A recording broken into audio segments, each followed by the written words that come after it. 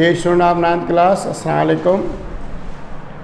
Today my topic is law of reciprocal proportion. हमने press जो है ना 3 लॉ पढ़ चुके हैं और वो तीनों लॉ किसके लिहाज से, केमिकल रिएक्शन के लिहाज से, केमिकल कॉम्बिनेशन के लिहाज से। ये इसका जो है लास्ट लॉ है जो अभी यहाँ पढ़ेंगे। इस लॉ को किस लिहाज से दिया गया, हमने पहले लॉ मल्टीपल प्रोपोर्शन पढ़ा। अब इसमें पढ़ेंगे 3 से ज़्यादा कम, अगर 2 से ज़्यादा एलिमेंट किसी एक एलिमेंट के साथ रिएक्शन कर रहे हैं तो उनका जो प्रोपोर्शन आएगा, एटॉमिक रेशियो आएगा, वो क्या आएगा, सेम आएगा। क्या आएगा, सेम आएगा।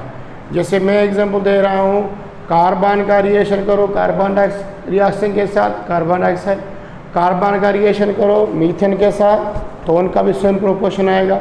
हाइड्रोजन आप ऑक्सीजन के साथ रिएक्शन कराओ, हाइड्रोजन का रिएक्शन कराओ किसके साथ, कार्बन के साथ रिएक्शन कराओ और उसके साथ ऑक्सीजन के साथ रिएक्शन कराओ तो उन दोनों बाद में इनका प्रोपोर्शन क्या आएगा, सेम आएगा। क्या आएगा, सेम आएगा।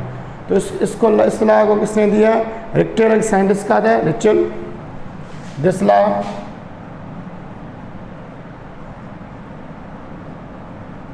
was given by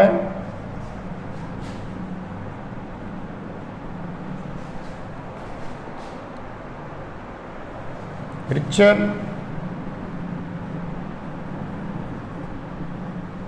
इसको रिचर्ड साइंटिस्ट ने दिया था। अच्छा, इसकी स्टेटमेंट क्या है, पहले तो बताऊं कि इसको अगर हम वर्ड में लें, 2 से ज़्यादा एलिमेंट अगर एक एलिमेंट के साथ रिएक्शन करें उनका जो प्रोपोर्शन आएगा हमेशा क्या आएगा, सेम आएगा। जैसे हमने पहले पढ़ा था लॉ मल्टीपल प्रोपोर्शन, एक एलिमेंट दूसरे एलिमेंट के साथ रिएक्शन कर रहा था, 2 कंपाउंड दे रहा था तो उनका सेम प्रोपोर्शन आ रहा था। पर इधर क्या आ रहा है, 2 एलिमेंट अगर किसी अदर एलिमेंट के साथ रिएक्शन करें उनकी प्रोपोर्शनलिटी क्या आएगी, सेम आएगी। पहले इसकी स्टेटमेंट लिखें, राइट डाउन द स्टेटमेंट में बुक वाली लिखूंगा।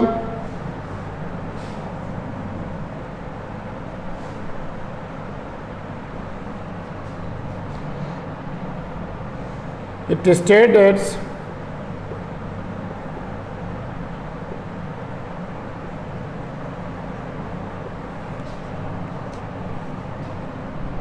when 2 different elements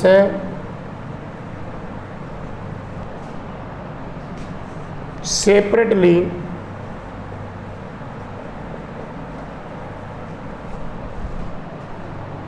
combine with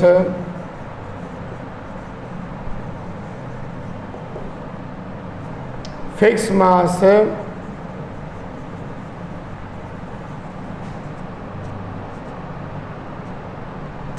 of third element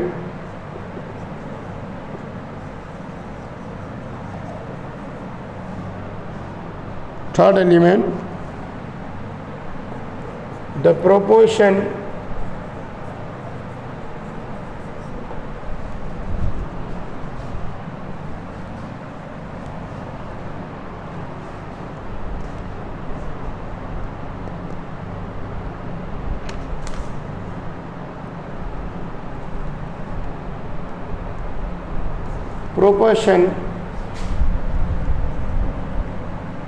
will be same ratio। इस लॉ का कहने का मकसद ये है कि जब 2 एलिमेंट किसी एक फिक्स मास वाले के साथ रिएक्शन करते हैं उनकी प्रोपोर्शन क्या आती है, सेम आती है। अब मैं इसका एग्जांपल उठा रहा हूँ। जैसे एग्जांपल लेते हैं, यहाँ से कार्बन का रिएक्शन करा रहे हैं हाइड्रोजन के साथ तो रिएक्शन आएगा क्या, मीथेन। फिर हम क्या करें, हाइड्रोजन का ऑक्सीजन का रिएक्शन करा रहे हैं हाइड्रोजन के साथ तो देगा क्या, H2O। अभी देखो यहाँ पे थोड़ा इसको यहाँ पे समझते हैं। यहाँ पे क्या है, दो डिफरेंट एलिमेंट्स हैं। दो डिफरेंट एलिमेंट कैसे, यहाँ पे लिखा हुआ है व्हेन टू डिफरेंट एलिमेंट्स है, ये कार्बन है ये ऑक्सीजन है, किसके साथ रिएक्शन कर रहे हैं, combine with fix mass of third element. Third element कौन सा है, ये हाइड्रोजन है। क्या है, हाइड्रोजन। यहाँ पे भी हाइड्रोजन, यहाँ पे भी हाइड्रोजन। तो इनका कहने का मकसद ये है कि जो उनका प्रोपोर्शन आएगा वो सेम आएगा। अब किस तरीके से, अगर इनकी प्रोपोर्शन निकालोगे कार्बन के साथ और हाइड्रोजन के साथ, तो प्रोपोर्शन के लिहाज से क्या आएगा, सेम वन कार्बन। अभी करके देखें सर, प्रोपोर्शन निकालें इधर, इसकी निकालो मीथेन की। देखो दो डिफरेंट एलिमेंट, एक ये एलिमेंट ऑक्सीजन, एक ये element, same atoms fix mass. तो सेम वाला कौन से आ गया, जो फिक्स मास वाला ये आ गया, कौन सा आ गया, फिक्स मास हाइड्रोजन आ गया।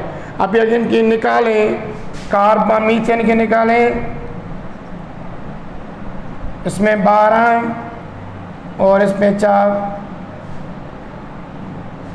देखना कैसे सेम आ रहा है। यहाँ वाटर की निकालें 2 और 16, देखना अभी यहाँ पे अगर इसको पाड़ा मारें, ये 1 टाइम आएगा, यहाँ पे क्या आएगा 3 आएगा, यहाँ पे मारे 1 टाइम 8 आएगा।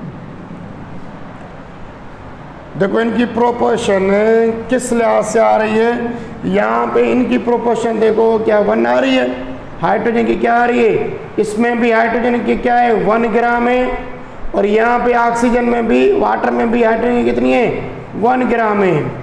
क्या है 1 ग्राम है। अगर इनकी प्रोपोर्शनलिटी के लिहाज से उठाएं तो इनका सेम होल नंबर कैसे है, यहाँ पे 3 आ रहा है, यहाँ पे 8 आ रहा है, यहाँ पे कार्बन की 3 आ रही है, यहाँ पे क्या आ रही है 8 आ रहे हैं। अगर दूसरे एग्जाम्पल उठाएंगे तो इनका कहने का मकसद ये था कि अगर एक एलिमेंट फिक्स मास वाला किसी दो एलिमेंट के साथ, डिफरेंट एलिमेंट के साथ रिएक्शन करेगा तो उनकी प्रोपोर्शनलिटी क्या आएगी 1:2, 3, 4, 5 आएगी।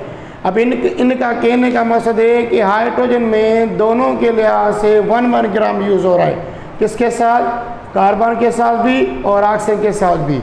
माने इन दोनों के साथ क्या को कितने ग्राम यूज़ हो रहे हैं, 1 ग्राम यूज़ हो रहे हैं। तो आगे इसको आगे ही पढ़ते हैं, आपको समझ में आ जाएगा इनकी प्रोपोर्शनलिटी के लिहाज से कैसे, और भी एग्जाम्पल करते हैं।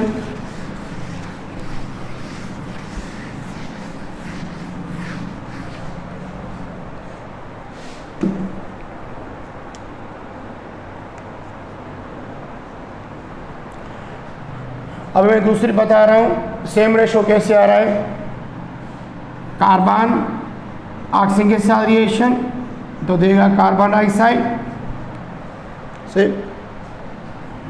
अच्छा इसको डायग्राम के लिहाज से बना दो, carbon reaction with oxygen give carbon dioxide, carbon reaction with methane it gives methane,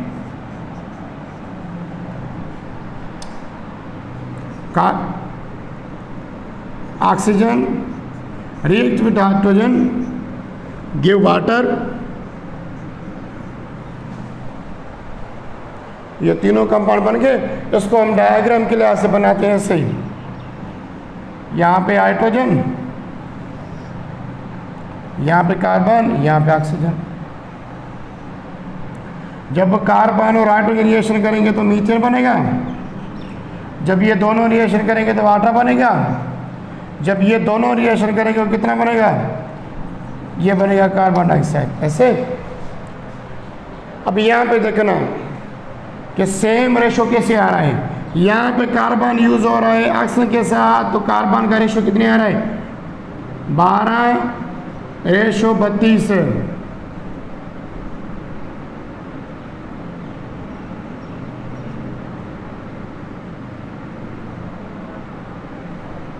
ऐसे 3 रेशो।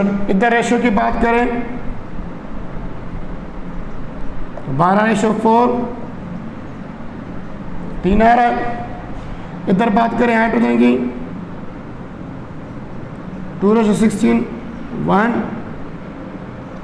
8। अब यहाँ पे देखो, यहाँ पे भी ऑक्सीजन के रेशो के लिहाज से कितने आ रहे हैं, सेम रेशो कैसे आ रहे हैं। यहाँ पे हाइड्रोजन यूज हो रही है 1 ग्राम दोनों के लिहाज से, मना करें यहाँ पे हाइड्रोजन रिएक्शन कर रही है कार्बन के साथ, तो इसमें 1 ग्राम इसके लिए यूज हो रहा है।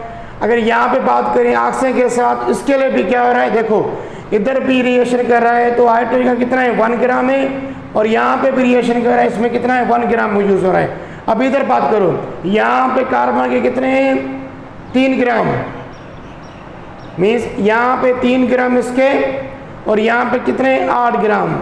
अगर हम बात करें इनमें सेम रेशो किस तरीके से आ रहा है, अगर ये कार्बन हाइड्रोजन के साथ रिएक्शन करेगा तो फिर भी इसके 3 ग्राम होंगे सेम प्रोपोर्शन के लिहाज से। अगर ये कार्बन ऑक्सीजन के साथ रिएक्शन करेगा तो इसके भी कितने होंगे 3 ग्राम होंगे। अगर ये हाइड्रोजन ऑक्सीजन के साथ रिएक्शन करेगा तो ऑक्सीजन के यहाँ पे होंगे 8 ग्राम, या ये ऑक्सीजन कार्बन के साथ रिएक्शन करेगा तो इनका क्या होगा, सेम रेशो होगा। तो रेसिप्रोकल क्या कह रहा था कि अगर कोई भी आप डिफरेंट एलिमेंट वाले एलिमेंट एक सेम एलिमेंट के साथ फिक्स मास वाले रिएक्शन कराओगे, उनका जो प्रोपोर्शनलिटी होगी वो क्या होगी, सेम होगी। देखो इधर भी, यहाँ पे भी 3 ग्राम कार्बन के हाइड्रोजन के साथ 3 ग्राम, यहाँ पे बात करें ऑक्सीजन तो 8, इसके साथ भी क्या हो रहे हैं 8। इसका कहने का मकसद क्या था कि हाइड्रोजन हमेशा 1 ग्राम यूज हो रही थी, कार्बन कितने ग्राम हो रहे थे 3 ग्राम, और ऑक्सीजन के कितने हो रहे थे 8 ग्राम। सारों के लिए क्या हो रहा था, सेम रेशो कैसे आ रहा था, अगर ये कार्बन इन दोनों के साथ रिएक्शन करे, मीन्स कार्बन और हाइड्रोजन के साथ इनका प्रोपोर्शन सेम आ रहा था, और ये कार्बन हाइड्रोजन के साथ इसके भी 3, और ये कार्बन ऑक्सीजन के साथ फिर भी सेम, और ये हाइड्रोजन ऑक्सीजन के साथ फिर भी इनका प्रोपोर्शन क्या हो रहा था, सेम हो रहा था। रेसिप्रोकल मीन्स इनवर्स के लिहाज से, इक्विवेलेंट के लिहाज से, तभी लिखा है लॉ ऑफ इक्विवेलेंट। इक्विवेलेंट का मीनिंग है कि इनमें जो मास रेशो यूज हो रहा था, अगर वो 2 डिफरेंट एलिमेंट रिएक्शन करें सेपरेटली, वो हमेशा क्या आएगा, सेम आएगा। तो लॉ ऑफ इक्विवेलेंट प्रोपोर्शन इसी वजह से कहते हैं it give the same equality ratio when 2 elements react by fix mass ratio. देखिए मैंने आपको एग्जाम्पल बताए, कार्बन यहाँ पे ऑक्सीजन के साथ फिर भी 3 ग्राम यूज हो रहे हैं, 3 रेशो आइटम का यूज हो रहा है। ये कार्बन हाइड्रोजन के साथ फिर भी इसके 3 ग्राम यूज हो रहे हैं। ये ऑक्सीजन हाइड्रोजन के साथ इधर भी 8 ग्राम हो रहे हैं, और वहाँ पे वाटर के साथ भी देखो, hydrogen reaction with oxygen give the water, यहाँ पे देखो ऑक्सीजन के कितने 8 ग्राम, और यहाँ पे भी 8 ग्राम। तो तभी इसको कहते हैं law of equivalent proportion. Equivalent proportion का मकसद ये है कि अगर 2 एलिमेंट सेपरेटली किसी अदर के साथ रिएक्शन करें, उनकी प्रोपोर्शनलिटी क्या आएगी, हमेशा सेम आएगी। देखो यहाँ पे 3 ग्राम इनके लिए भी सेम, और कार्बन के 3 ग्राम इन ऑक्सीजन के लिए भी सेम, तो सेम आगे। और यहाँ पे अगर ऑक्सीजन की बात करें, ये 8 ग्राम हाइड्रोजन के लिए भी सेम, और 8 ग्राम ये कार्बन के भी सेम। तो तभी बोलते हैं law of equivalent proportion. Reciprocal means inverse के लिहाज से ये जैसे आप रिएक्शन करते जाओगे तो उनका सेम होता जाएगा। दूसरा एग्जाम्पल उठाते हैं,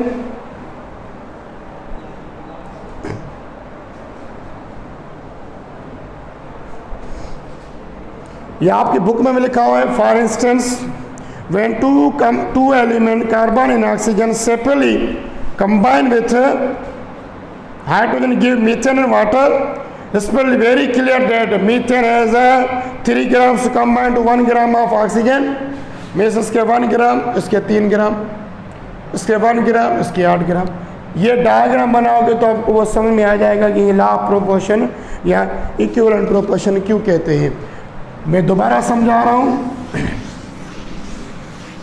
ये लॉ ऑफ रेसिप्रोकल प्रोपोर्शन का मकसद है कि अगर 2 एलिमेंट डिफरेंट किसी एक मिक्स फिक्स मास वाले के साथ रिएक्शन करेंगे, उनका प्रोपोर्शनलिटी या प्रोपोर्शन क्या आएगा, सेम रेशो आएगा, सेम मल्टीपल प्रोपोर्शन आएगा। अभी कैसे, अगर अब इस कार्बन को उठाओ, अगर ये कार्बन हाइड्रोजन के साथ रिएक्शन करेगा फिर भी कितने देगा? 3 ग्राम देगा। अगर ये कार्बन ऑक्सीजन के साथ रिएक्शन करेगा फिर भी इसके कितने होंगे? 3 ग्राम होंगे। माना ये कह रहा है कि अगर ये डिफरेंट एलिमेंट के साथ रिएक्शन कर रहा है, हाइड्रोजन के साथ, ऑक्सीजन के साथ, इनका प्रोपोर्शन क्या है? सेम है। अगर यहाँ पे बात करें ऑक्सीजन की, ऑक्सीजन अगर हाइड्रोजन के साथ रिएक्शन कर रहा है फिर भी क्या कह रहा है? 8 ग्राम। और ये ऑक्सीजन अगर इसके साथ रिएक्शन कर रहा है फिर भी क्या कर रहा है? 8 ग्राम कर रहा है। माना इनका हमेशा क्या होगा? सेम प्रोपोर्शन होगा। इसने बहुत सारे एग्जाम्पल उठाए और रिएक्शन कर रहा था और उन कंपाउंड की क्या कर रहा था? एटॉमिक रेशो निकाल रहा था। एटॉमिक रेशो को देख रहा था कि उनकी एटॉमिक रेशो सेम आ रहे थे। जैसे मीथेन का 3:1, वाटर का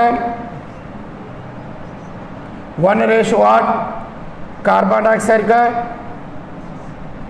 3:8। अब देखो यहाँ पे भी कार्बन के 3 एटम्स यूज हो रहे हैं, 3 ग्राम यूज हो रहे हैं। और यहाँ पे भी कितने हो रहे हैं? 3 एटम यूज हो रहे हैं, यहाँ 3 ग्राम को। और यहाँ पे हाइड्रोजन कितना है? 1 ग्राम, यहाँ भी 1 ग्राम। और यहाँ पे ऑक्सीजन कितने? 8 ग्राम, यहाँ पे 8 ग्राम।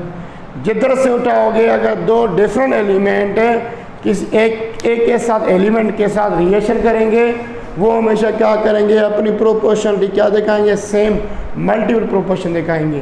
तो ये law of reciprocal proportions, law of reciprocal proportion में सिंपली ये दिखा रहा था कि अगर कोई भी रिएक्शन 2 एलिमेंट डिफरेंट एलिमेंट है किसी फिक्स मास वाले के साथ रिएक्शन करेंगे, उनमें हमेशा क्या होगी? सेम प्रोपोर्शनलिटी होगी, same multiple.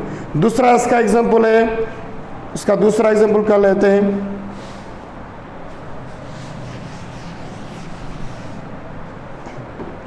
Oxygen,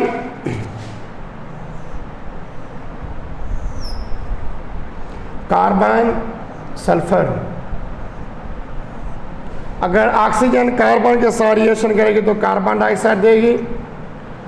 oxygen sulphur के साथ रिएक्शन करेगी तो सल्फर डाइऑक्साइड देगा। कार्बन ऑक्सीजन के साथ सल्फर के साथ रिएक्शन, कार्बन सल्फर डाइऑक्साइड। इसकी प्रोपोर्शन निकालें। देखो कार्बन के 12, इसके 32, यहाँ पे कार्बन के 12, इसके होंगे 64, इधर रहेंगे इसके 32, इसके 32।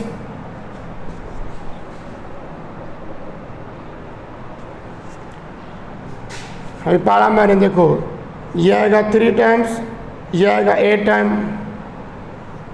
ये 3 टाइम, ये 16 टाइम, ये आएगा 8 टाइम, ये आएगा 8 टाइम।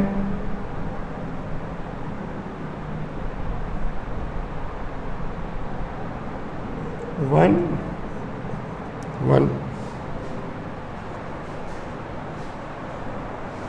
अब यहाँ पे देखो, यहाँ पे ऑक्सीजन जहाँ से उठाओगे, यहाँ पे भी ऑक्सीजन कितने, ऑक्सीजन का कितने यूज़ हो रही है? देखो अगर यहाँ पे उठाओ कार्बन को, यहाँ पे कार्बन कितनी यूज़ हो रही है? 3 ग्राम। यहाँ पे कितनी यूज़ हो रही है? 3 ग्राम। मैंने इसका 3 ग्राम के लिहाज से।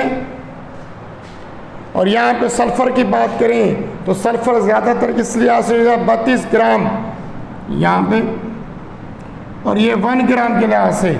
इधर उठाएंगे तो 1 ग्राम, यहाँ पे उठाएंगे तो इनकी प्रोपोर्शन कार्बन की उठाओ। कार्बन अगर फिक्स मास वाला डिफरेंट एलिमेंट के साथ रिएक्शन कर रहा है तो उनके भी इनकी तरह क्या आ रहा है? सेम एटॉमिक रेशो आ रहा है, सेम रेशो आएगा, सेम प्रोपोर्शन आएगा। ये 3 ग्राम, यहाँ पे मिशन का क्या होगा? 1 ग्राम, और यहाँ पे होंगे क्या? 32 ग्राम। ये आप निकालोगे तो आपको क्लियर समझ में आएगा। तो ये 32 ग्राम किस तरीके से आ रहा था। यहाँ पे मैंने निकाली है 12, 32, और यहाँ पे 12, 64, और यहाँ पे 12, 32। इनको आप सिंप्लीफाई करोगे तो इनके 3:8 आएगा। इनको सिंप्लीफाई करोगे तो 3 आएगा 16। और यहाँ बात करोगे तो 1:1 आएगा। मैंने इनका 1 ग्राम ऑक्सीजन का यूज़ हो रहा है इन दोनों के लिए सेम। यहाँ भी मैंने 1 के ग्राम के लिहाज से, अगर इसको 8 के लिहाज से करो, 8 चौक बैटरी, 8 चौक बैटरी है। ऐसे इसके 8 ग्राम, इसके 8 ग्राम, मीन्स यहाँ पे आप 8 ग्राम लिख सकते हो। ये ऑक्सीजन यहाँ पे भी इसके साथ 8 ग्राम ले रहे हैं और इसके साथ भी कितने ले रहा है, 8 ग्राम ले रहा है। जैसे हमने वाटर के साथ, मीन्स ऑक्सीजन का हमेशा प्रोपोर्शन डिफरेंट एलिमेंट के साथ क्या रहेगा, सेम रहेगा। कार्बन का भी क्या रहेगा, सेम। इधर भी कार्बन कितने यूज़ हो रही है, देखो 3 ग्राम यूज़ हो रही है। इधर भी कार्बन कितनी 3 ग्राम यूज़ हो रही है। आप डिफरेंट एलिमेंट के डिफरेंट देखो, when 2 different element separately combine with, माना आप और भी एग्जांपल करो, यहाँ पे कार्बन यूज हुई है हाइड्रोजन ऑक्सीजन के साथ, तो इनका भी 3 ग्राम यूज हो रहा है। यहाँ पे भी कार्बन यूज, दूसरे एग्जांपल में जहाँ पे 3 ग्राम है सल्फर और ऑक्सीजन के साथ रिएक्शन करें, फिर भी उसके वहाँ पे 3 ग्राम है। और अगर ऑक्सीजन की बात करें, यहाँ पे भी ऑक्सीजन की 8 ग्राम है, वहाँ पे भी ऑक्सीजन की 8 ग्राम है। हमेशा इनकी जो प्रोपोर्शनलिटी आएगी वो क्या आएगी, सेम आएगी। तो यही लॉ कह रहा था कि अगर 2 डिफरेंट एलिमेंट सेपरेटली किसी अदर एलिमेंट के साथ रिएक्शन करेंगे, उनकी प्रोपोर्शनलिटी क्या आएगी, सेम आएगी। इधर भी दिखाओ 3, यहाँ भी कार्बन 3, वहाँ पे भी क्या है ऑक्सीजन 8, यहाँ भी ऑक्सीजन क्या आ रहा है, 8 ग्राम आ रहा है। तो ये था law of reciprocal proportion. Simple definition आपको पढ़नी है। इस लॉ का कहने का मकसद ये था कि अगर 2 डिफरेंट एलिमेंट किसी अदर एलिमेंट के साथ रिएक्शन कर रहे हैं, उनकी प्रोपोर्शनलिटी क्या आएगी, सेम मल्टीपल के लिहाज से आएगी। मान उनका एटॉमिक रेशो क्या आएगा, सेम आएगा। ऐसे यहाँ भी 3, वहाँ पे भी 3, यहाँ पे 8, वहाँ पे भी 8। मैंने 2 डिफरेंट एलिमेंट दो डिफरेंट एग्जाम्पल नंबर ये 1, ये एग्जाम्पल नंबर 2।